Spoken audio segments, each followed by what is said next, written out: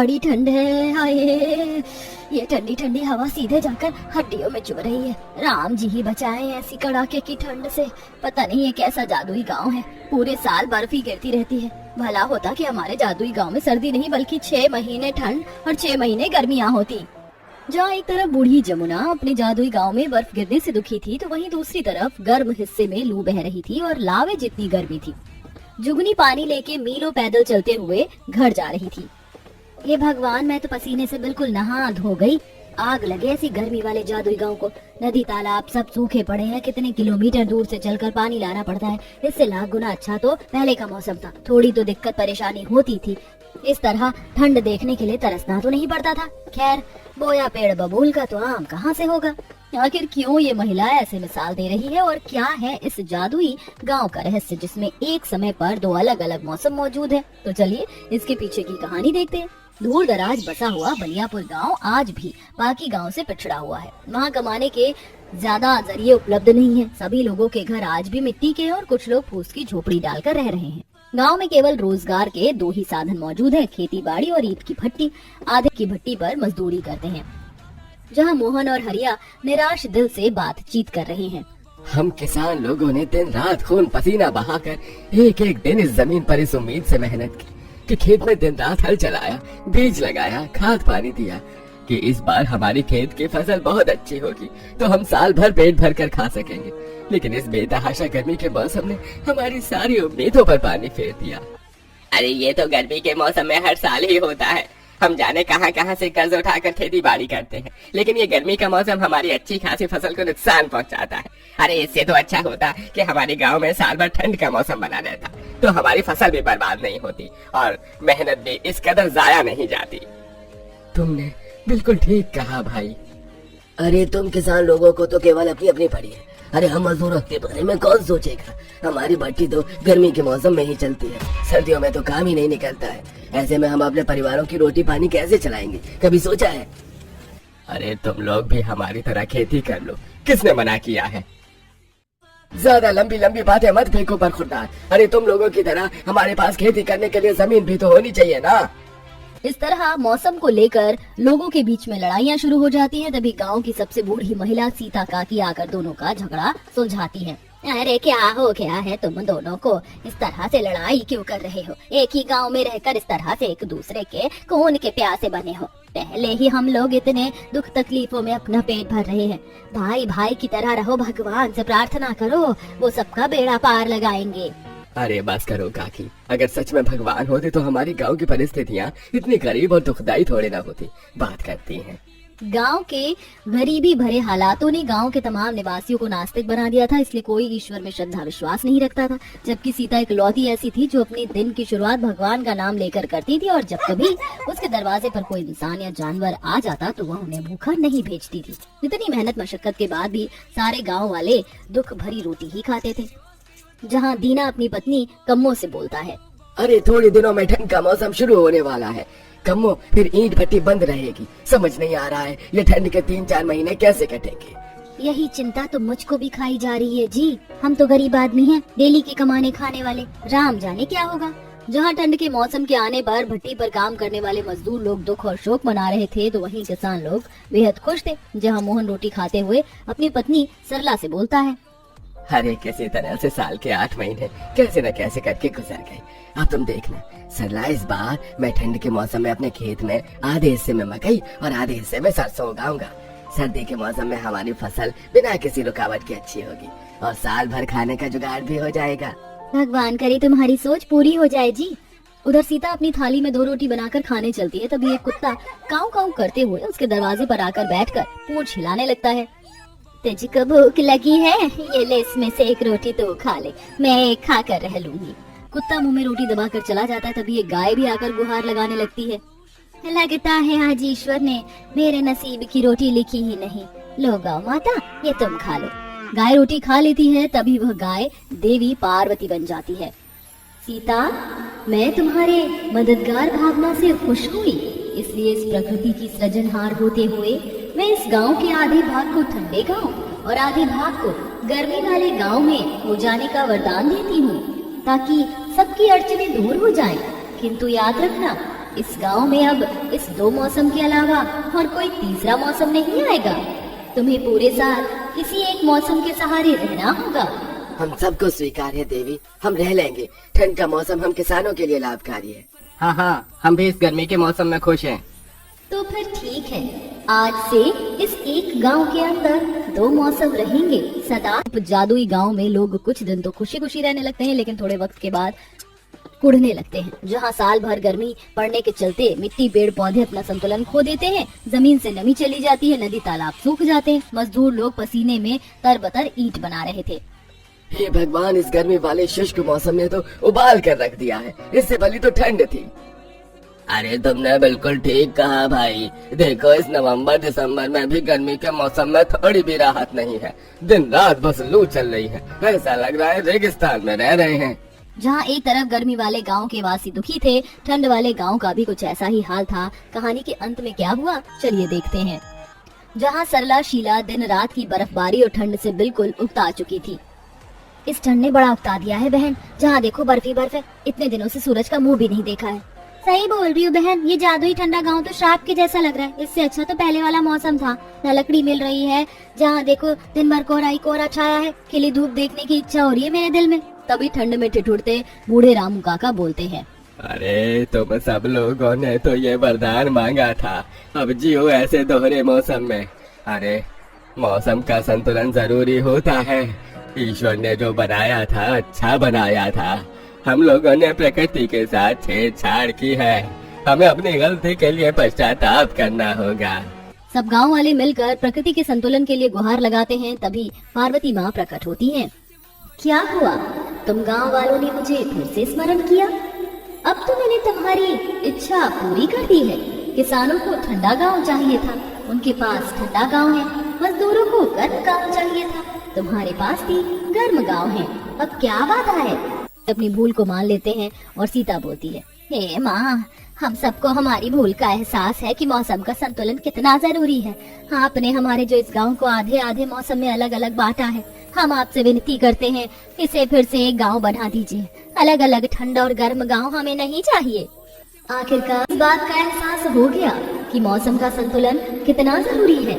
पतझड़, ठंड, गर्मी, बारिश सारे मौसम जरूरी हैं। इसलिए मैं वरदान देती हूँ, ये गांव अब पहले से भी सुंदर मौसम वाला गांव होगा, जहाँ तुम सब दुख नहीं आनंद से रह पाओगे। इस तरह अंत में वह गांव पहले की तरह वापस हो जाता है।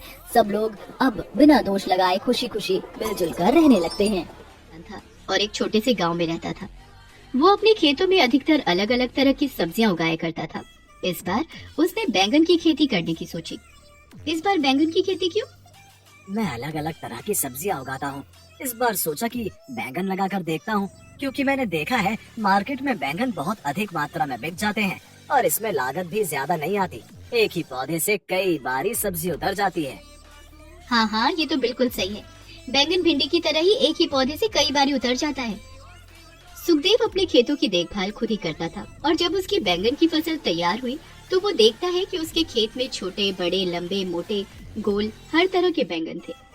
उसी गांव में ही एक किसान शंकर रहता था। वो सुखदेव के खेतों में खड़ी हुई बैंगन की फसल को देखकर जलन महसूस करता है।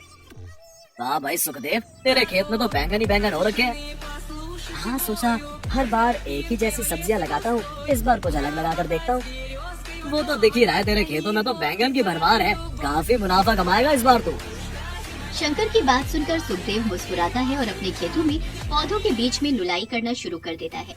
लेकिन शंकर मन ही मन जलता हुआ सोचता है, इसके पास भी उतना ही खेत है जितना मेरे पास है, लेकिन ये हर फसल में काफी मुनाफा कमा लेता है और मेरे खेतों में ऐसी फसल कभी तैयार नहीं होती। अरे देखो तो जरा बैंगन, क्या लाजवाब बैंगन लगे हैं। काश कुछ ऐसा हो जाए कि ये फसल मुझे मुनाफा देकर चली जाए। तभी उसके दिमाग में एक आइडिया आता है और वो अपने एक दोस्त जो मंडी में काम करता था उसके पास जाता है और उसे अपने दिमाग में आई हुई चालाकी के बारे में बताता है। अरे वाह शंकर, तेरे दिमाग की तो दाद देनी चाहिए। इस तरह हम दोनों को ही मुनाफा हो जाएगा। ठीक है, ऐसा कर, मैं कल सुबह जल्दी दुकान खोल लूंगा, तो उसे यहाँ पर भेज देना और फिर देख दोनों भाई कितना मुनाफा कमाते हैं। देख भाई, जो भी होगा वो आधा आधा होगा और मेरे साथ कोई भी चालाकी करने की कोशिश मत करना। अरे तू बेफिक्र रहे यार शंकर, तेरा तो कहीं तक नाम भी नहीं आएगा। अगले दिन सुबह शंकर सुखदेव के पास जाता है और उसे बताता है कि वहाँ मंडी में एक दुकानदार खाली बैंगन लेता है, तो उसे क्यों नहीं बेच देता? तुझे उसके दाम भी अच्छे मिल जाएंगे। चलो ये तो अच्छी बात है, वरना तो मैं एक दो ही लोगों को मंडी में जानता हूँ और वो लोग दाम भी अच्छे नहीं देते। सुखदेव अपने खेतों से ताजे ताजे सारे बैंगन तोड़ लेता है और उन्हें टोकरी में भर लेता है। अपनी पत्नी को बोलकर वो मंडी की तरफ चला जाता है और मंडी में उसी आदमी के पास पहुंच जाता है जिसका पता शंकर ने बताया था। वो दुकानदार सुखदेव से सारे बैंगन लेकर अंदर रखवा देता है। सुखदेव को खड़े खड़े काफी देर हो जाती है। क्या भैया, और कितनी देर लगेगी? क्या कितनी देर लगेगी? अरे अभी अभी तो आपने सारे बैंगन तोड़कर अंदर रखे हैं, मुझे मेरा दाम दो, मैं निकलूं यहाँ से, काफी देर हो गई। कौन से बैंगन भैया, यहाँ तो तुम कब से खड़े हो? मैं तो तुम्हें खुद ही कहने वाला था कि यहाँ क्यों खड़े हो भाई, अपने घर जाओ, कोई काम धंधा नहीं है क्या तुम्हारे पास? ये तुम क्या कह रहे हो भैया, अभी अभी तो मैंने तुमसे अपने बैंगन तुलवाए हैं और पैसे देने की बारी आई तो तुम झूठ बोल रहे हो। वो दुकानदार गुस्से में दुकान से बाहर आता है और सुखदेव के साथ लड़ने लगता है कि तूने उसे झूठा कैसे कहा। देखते ही देखते वहाँ पर भीड़ इकट्ठा हो जाती है। तब बाकी दुकानदार सुखदेव की बात सुनने के बाद उस दुकान वाले से बोलते हैं कि अगर इसने बैंगन दिए हैं तो जरूर तुम्हारी दुकान पर होंगे, हमें तुम्हारी दुकान की तलाशी लेनी है। लेकिन जैसे ही वो लोग अंदर जाकर देखते हैं तो दुकान अंदर से खाली पड़ी थी। उस दुकान वाले ने शंकर के साथ मिलकर वहाँ से बैंगन कब के गायब करवा दिए थे। अपने साथ हुए इतने बड़े धोखे को सुखदेव बर्दाश्त नहीं कर पाया और चक्कर खाकर गिर गया। सब मार्केट में उसे झूठा बोलने लगे। सुखदेव को जब होश आया तो वो उदास मन से अपने घर को गया। हे भगवान, ये आपकी क्या हालत हो रखी है? सुबह के निकले हुए आप अब आ रहे हो, सब ठीक तो है ना? तुम्हारी तबीयत तो ठीक है ना? हम लुट गए, बर्बाद हो गए। उस दुकान वाले ने मेरे साथ धोखा किया, मेरे सारे बैंगन रख लिए और मुझे पैसे भी नहीं दिए। ये आप क्या कह रहे हो? आपने अंदर तलाशी क्यों नहीं ली? अंदर बैंगन नहीं थे, उस आदमी ने वहाँ से कब बैंगन गायब करवा दिए पता ही नहीं चला। मार्केट में सबको लग रहा था कि मैं झूठ बोल रहा हूँ। इतने भारी नुकसान को सुखदेव बर्दाश्त नहीं कर पाया और वो चारपाई से लग गया। उसकी पत्नी उसे रोज दिलासा देती, लेकिन वो था कि उठ नहीं रहा था। खेतों में खड़ी हुई उसकी बाकी की फसल भी शंकर खराब कर देता है। देखो जी, इस तरह बिस्तर पर लेटे रहने से तो आप दिन पर दिन और ज्यादा बीमार हो जाओगे। उठो, अपने खेतों की तरफ चलो, हम लोग दोबारा से बैंगन की खेती करेंगे और इस वाली मंडी में बैंगन नहीं बेचेंगे। क्या करूं, मुझसे तो बिस्तर से खड़ा ही नहीं हुआ जा रहा। मैं अपने खेतों में जाने की सोचता हूँ लेकिन फिर हिम्मत हार जाता हूँ। ये कहकर सुखदेव रोने लगता है। उसकी पत्नी उसे दिलासा देती है, लेकिन कोई हल समझ में न आते हुए एक दिन उसकी पत्नी सुबह सुबह अपने खेतों में जाती है। वो सोचती है शायद उसे ही काम करते हुए देखकर सुखदेव को लगे कि उसे वापस आकर खेतों में काम करना चाहिए। वो वहाँ पर सूखे हुए सारे पौधों को हटा देती है और फावड़ा लेकर खुदाई करना शुरू कर देती है। अभी उसने थोड़ा सा ही खोदा था कि उसे अपने खेत में एक बैंगन दिखाई देता है। अरे, लगता है ये बैंगन पककर यहीं गिर गया होगा। ये देखकर किसान की पत्नी खुश हो जाती है। जब बहुत देर तक सुखदेव की पत्नी घर नहीं आती तो सुखदेव उसे ढूंढने के लिए खेतों में चला जाता है। वहाँ अपनी पत्नी को फावड़े से खेतों की खुदाई करते देख वो बोलता है, अरे तुमने तो खेत खोद दिया। तुम्हें पता है, मुझे अपने खेतों में एक बैंगन मिला और ये देखो वो पका हुआ बैंगन था। मैंने उसके सारे बीज निकाल लिए। अब हम इन बीजों को थोड़ी थोड़ी दूरी पर लगा देंगे तो हमारी फसल फिर से तैयार हो जाएगी।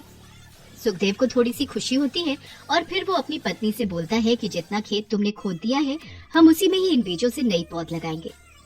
सुखदेव और उसकी पत्नी उन बीजों को अपने खेतों में उगाकर उसमें पानी देकर अपने घर चले जाते हैं।